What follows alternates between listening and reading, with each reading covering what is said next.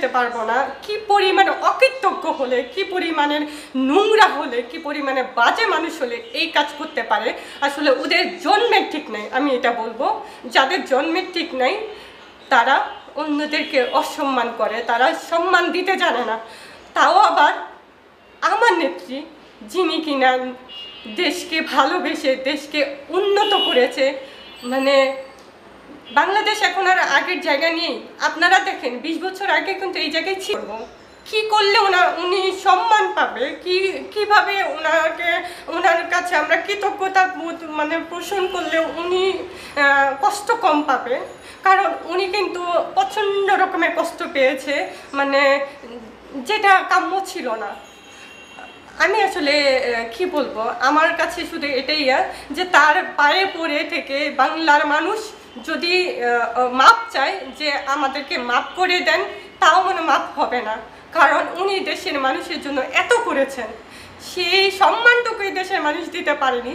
এখন আমি আসলে কি বলবো, আন্দোলন চলছিল তখন থেকে আমার ভিতরে একটা মানে খারাপ একটা কাজ করছিল, যে ভালো লাগছিল না, মনে হচ্ছিল যে আমি অস্থিরতা কাজ করছিল। আর 5 তারিখ সকাল থেকে আমার কাছে মনে হচ্ছে কি হবে কি হবে না এরকম একটা বিষয়।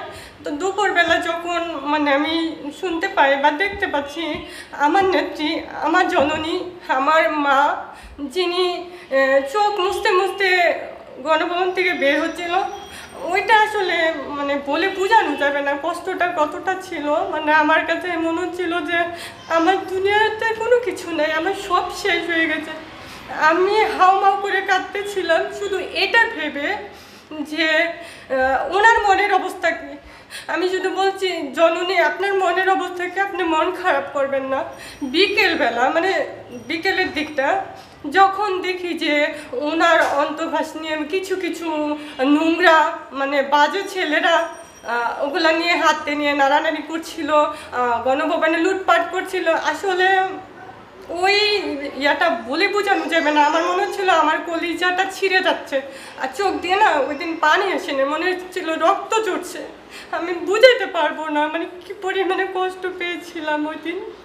আমার শুধু এটাই যে যেই মানুষটা এই বাংলাদেশটাকে বিশ্বের দরবারে এত সুন্দরভাবে প্রেজেন্ট করেছে, তুলে ধরেছে, যিনি কিনা নিজের স্বার্থের জন্য না, বাংলাদেশের মানুষকে ভালো রাখার জন্য, তাদেরকে ভালো কিছু দেওয়ার জন্য উনি ওনার সবটুকু উজাড় করে দিয়েছে, তার মতো একজন নেত্রীকে এত অসম্মান, তার যে অন্তর্বাস নিয়ে যে ঝুলাঝুলি, মানে আমি আসলে বুঝাইতে পারবো না কি পরিমাণে অকৃতজ্ঞ হলে, কি পরিমাণের নোংরা হলে, কি পরিমাণে বাজে মানুষ হলে এই কাজ করতে পারে।